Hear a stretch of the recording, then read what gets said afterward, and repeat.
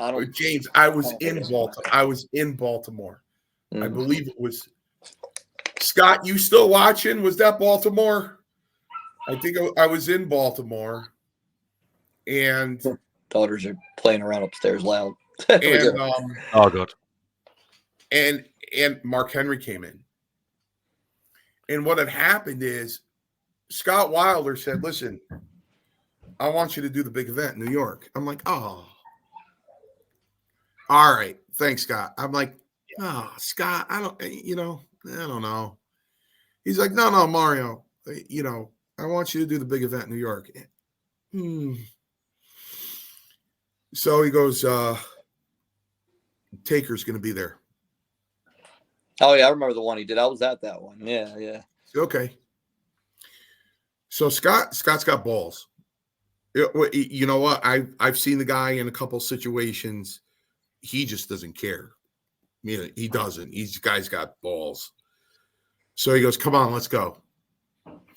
So we go up. Mark's behind a door, a wall, and he goes up to Fetterman, and he goes, "Listen, I got Mario Mancini here." Before the mayhem started, and I hate using that term because when I finally looked it up in law school, mayhem means like dismemberment. So, but when before it started, he's like, "Hey, he's Taker's first opponent. Just wants to shake his hands for 10 seconds, congratulate him for the Hall of Fame and everything."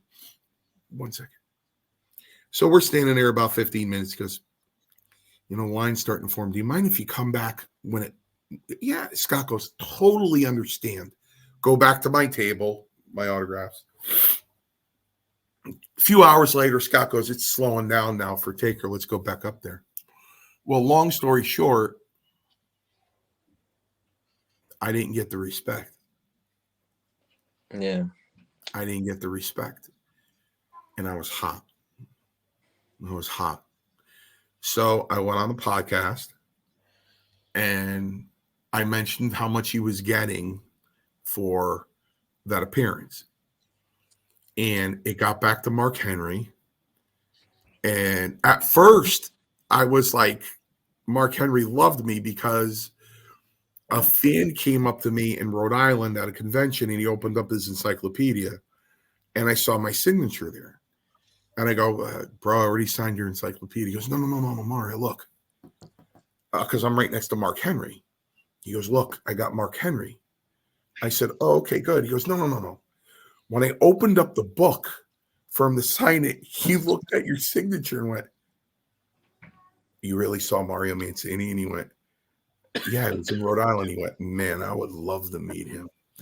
Because these guys, when they were 11 years old, they were sitting on their living room floor watching me. So he goes, "Man, I'd love to meet him," until this happened. So got back to Mark Henry. Mark Henry was hot. He had no business mentioning his money. Why did Mario mention his money? He had no right mentioning his money. No right mentioning his money. So now Maurice gets a hold of me, and Maurice is kind of tight with the Godfather. So I'm like, he goes, "Look, let me get a hold of the Godfather. Let me see if I can straighten this out for you." He'll get a hold of Taker or get a hold of Mark Henry. We'll see if we can fix this thing. So I really didn't hear anything. So now I'm in Maryland. Mark Henry comes in a couple hours after it starts. So I'm watching his table. And I have a silhouette shirt, that says Mario Mancini on it. So his line slowed down. So I walked over and he was kind of like this. And he looked and he saw my shirt. And he saw me and he went, I said, "We have heat." Old school. I said, "We have heat." "Nah, man, I just don't think it was right what you did. That's all." I go, "Listen to me.